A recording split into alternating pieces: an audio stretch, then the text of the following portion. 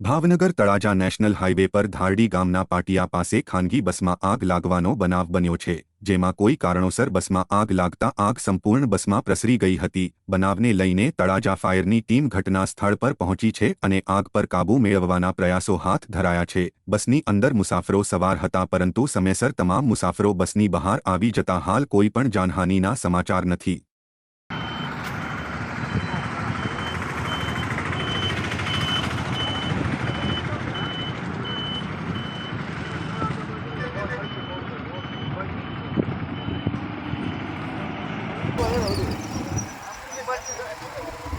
Himanshu